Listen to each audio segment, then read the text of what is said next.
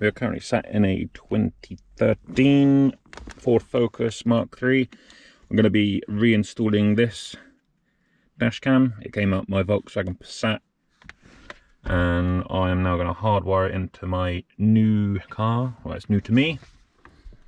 For this, you're going to need one of these. This is a 12-volt socket. It's got a negative and a positive, and then attached to it is the piggyback fuse. So this basically, you find a fuse that comes on when your ignition comes on, and then you just tap into it, replace the original fuse, and put a fuse into its position so it can work still. Then I just bought this little USB plug thing, so I can plug it into there. And then this is a massive long USB lead with a mini USB on the end. It's a bit old fashioned now, mini USB. So that goes into the dash cam. So I think on these, the fuse box is under the glove box. So I'm gonna go in there and figure out which fuse I'm gonna use. Squeaky. That's Fords for you. Anyway, let's go and find this fuse box. So this is the fuse box, and on closer inspection I can only see the little mini fuses. So for that I am going to change from this big piggyback fuse to this little one, which means I'm going to have to cut this and clamp this new one onto the positive of that 12-volt cigarette lighter. So I'm going to do that now. Cut that off. Then I need to work out which size to use. I'm going to go for 1.5. And then pull, and it strips the head on that. Then get your mini one and put them together, and then get your clampy thing and clamp it.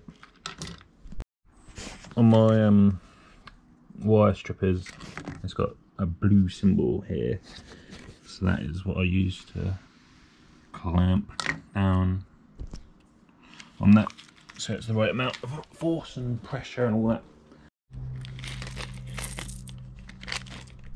There's a little bolt here holding up this little air vent. I think I've already tested it. 8mm on there under it, and that is your ground point for this. I've plugged it in so you can see it a bit easier. But yeah, it's the first fuse on the right, one at the bottom. That is the one I've used. So it's on while my car's on, and it's not permanently live. There's a lot of those fuses there, they're permanently live. So if you plug it into one of them, your dash cam will be on all the time, and eventually your battery on your car is just gonna die, so you don't want that. So now I've plugged in the little USB plug, the USB lead that goes to the camera, and I can turn on my ignition. So they're all lit up. That's my ignition on, and you can see there's a little blue light on it now, so I know that that's good. I'll just switch it off. Next thing to do will be to run this cable all the way around and up to this area here. I want it here, so when I'm sat in my car, see, the camera's not obstructing my view. A lot of people will mount them down here, but why would you want it in your view or in your line of sight when you're driving? You might as well have it up here out the way. So that's where I'm going to put it. So it'll be quite a decent little spot. I've just got to clean this bit of glass. It's smooth. Those dots are in the actual glass itself, they're not on the outside, so I'm going to put it there. So to run the cable, I've started up this end where the camera's going to be. That way you're not left with a load of like excess cable up here. You can tuck it out the way down by the fuse box. So literally there's a nice gap on the headliner. You can just tuck it in under there. This thing just pops off. There is an airbag behind here, but it's not too bad. You can sort of just pry it back enough, and then the cable can just slide underneath this rubber seal. And then as you work your way down the door, there's a nice gap where the cable can go behind this rubber, and then I've literally just tucked it under here, and then it's bunched up here. I'm going to get a cable tie, find somewhere to cable tie up out the way, and then I can just reinstall the little fabric thing. This piece, this just goes up underneath, and then there's a few little poppers that hold it up in place. So that is a pretty simple install. I'll show you what it looks like once I've stuck the camera up and got it all up and running.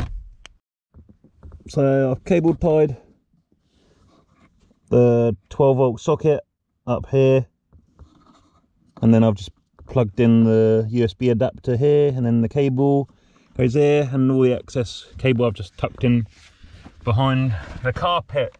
So it's all out the way. Now I'm just going to reinstall the little cover that goes up here and covers up all the fuses. So this is where my camera is, stuck to the windscreen, got the cable hidden away, can't see it. That's when I'm driving. You can just see a little bit here, but it's not too bad. So that's that. If you liked it, please like and subscribe. Well, you don't have to subscribe if you don't want to, but give it a thumbs up, that'd be really cool. And check out my other videos. I've got quite a few on my channel, and I've got this new car, so I'm planning to do some new videos with. So stay tuned. Cheers.